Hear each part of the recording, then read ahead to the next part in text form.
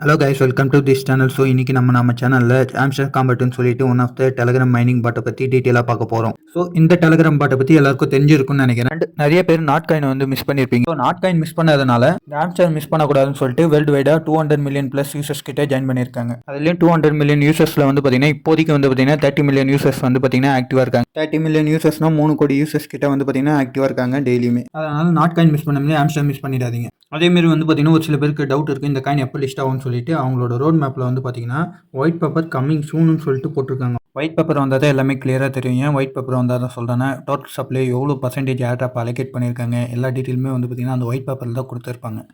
So இப்போ அங்கே எப்போ லிஸ்டிங்னு சொல்லிட்டு பார்ப்போம். அதே பேஜில் வந்து பார்த்தீங்கன்னா கீழே ஸ்க்ரோல் டவுன் பண்ணி வந்தீங்கன்னா கீழே போட்டிருக்காங்க பாருங்கள், July 2024 TGA token in game யூனிட்டலி லான்ச்னு சொல்லிட்டு போட்டிருக்காங்க பாருங்கள். டிஜிஏனா டோக்கன் ஜென்ரேஷன் ஈவெண்ட்.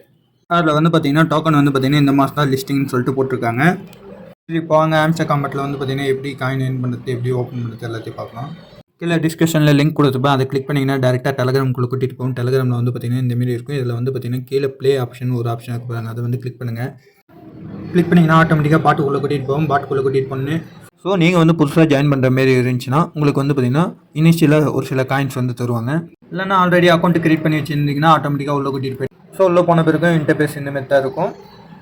ஸோ கிளியராக சொல்கிறேன் என்னன்னு சொல்லிட்டு மேலே வந்து பார்த்தீங்கன்னா உங்களோட நேம் கொடுத்துருப்பாங்க.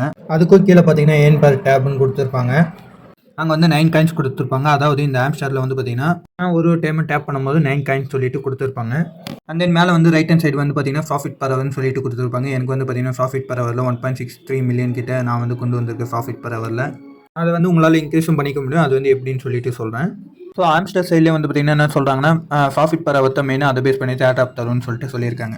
இந்த கீழே வந்து பாருங்கள் மைனுன்னு சொல்லிட்டு ஒரு ஆப்ஷன் இருக்கும், அதை வந்து கிளிக் பண்ணுங்கள். கிளிக் பண்ணிங்கன்னா உள்ளே வந்து பார்த்தீங்கன்னா இந்தமாரி கார்ட்ஸ் வந்து பார்த்தீங்கன்னா நிறைய கொடுத்துருப்பாங்க. இந்த கார்ட்ஸ் பை பண்ணுறது மூலியமாக தான் நம்மளால் வந்து ப்ராஃபிட் பர் ஹவரை வந்து இன்க்ரீஸ் பண்ணிக்க முடியும். எக்ஸாம்பிளுக்கு இப்போ ஒரு கார்டு வந்து பர்ச்சேஸ் பண்ணி காமிக்கிறேன். ப்ராஃபிட் பர் ஹவர் எப்படி இன்க்ரீஸ் பண்ணிட்டுன்னு சொல்லிட்டு கீழே வந்து பார்த்தீங்கன்னா டெவலப்மெண்ட் ஆஃப் மும்பைன்னு சொல்லிட்டு ஒரு கார்டு இருக்குது. அது லெவலில் வந்து பார்த்தீங்கன்னா 9 இருக்குது. அது நான் வந்து அந்த கார்டை 12 மில்லியன் காயின் கொடுத்து அப்டேட் பண்ணேன்னா எனக்கு வந்து பார்த்தீங்கன்னா 7350 காயின் கிட்ட ப்ராஃபிட் பர் ஹவர் வந்து பார்த்தீங்கன்னா இன்க்ரீஸ் ஆகும்ட்டு சொல்கிறாங்க.